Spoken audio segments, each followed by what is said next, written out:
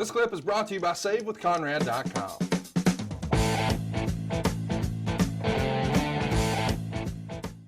Does Ron become one of the locker room leaders or enforcers that we've all heard about? When do you remember that starting to be a thing? I mean, it feels like for a long time, The Undertaker has been like the quote unquote godfather of wrestling, but Ron Simmons is a guy who carried a lot of respect too, right?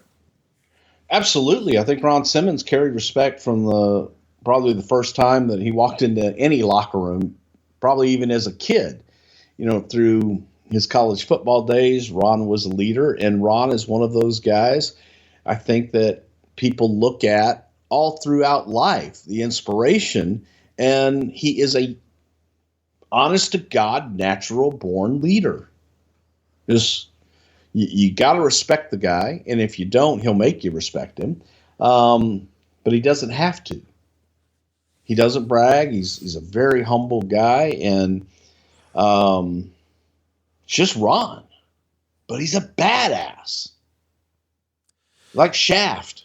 Oh gosh. Listen to you. When you put Ron and Bradshaw together here, they're already, sporting a reputation backstage as locker room tough guys. I mean, I guess it makes sense to put them here as enforcers. And, you sort of said the symbols on the chest was maybe a talent idea. Once Callis is out, the Acolytes are moved into the Ministry of Darkness around the Undertaker. Seems like a natural move. It's a collection of talent around the Undertaker that I guess we're trying to get the rub to. Guys like Bradshaw, Farouk, Midian, Viscera.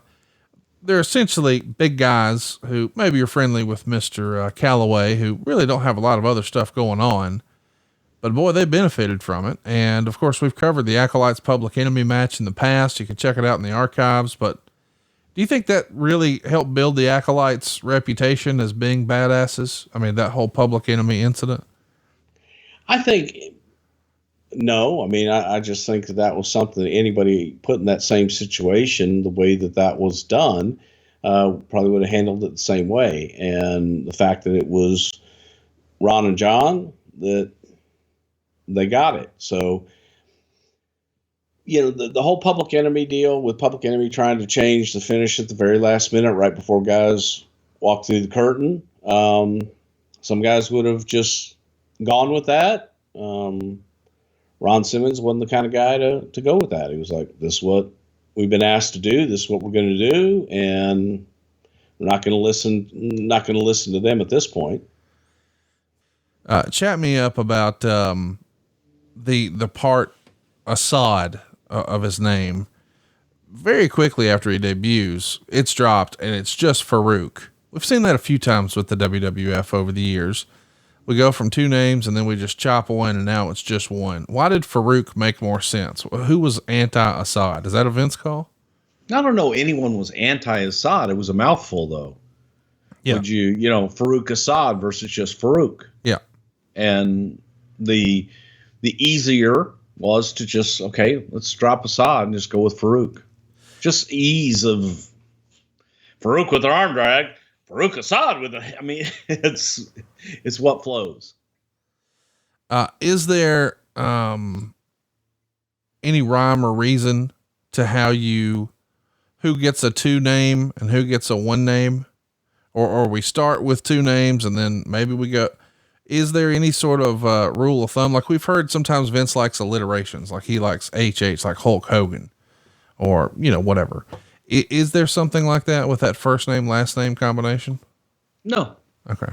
No, not at all. I mean, it depends on the character and the time and what we're doing.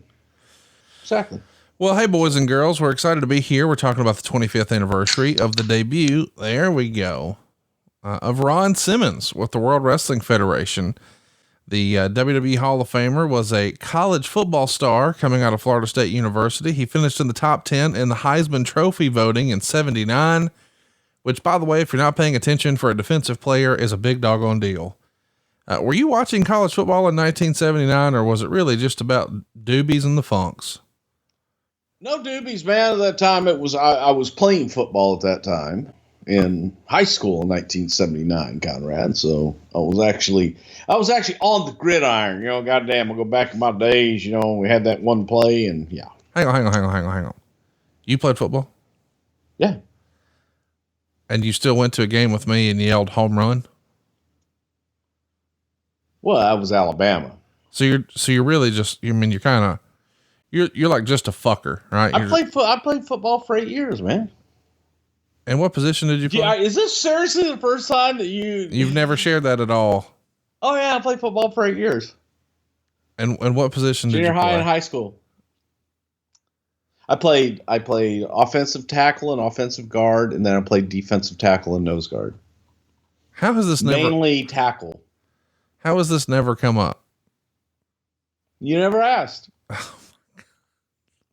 I can't believe it. So, yeah. Did you watch Ron on TV back in the day? No. Okay. Hey, it's Conrad Thompson. Thanks for checking out the podcast here on YouTube. Be sure to hit the subscribe button and the notifications bell so you get a notice anytime we upload some new content.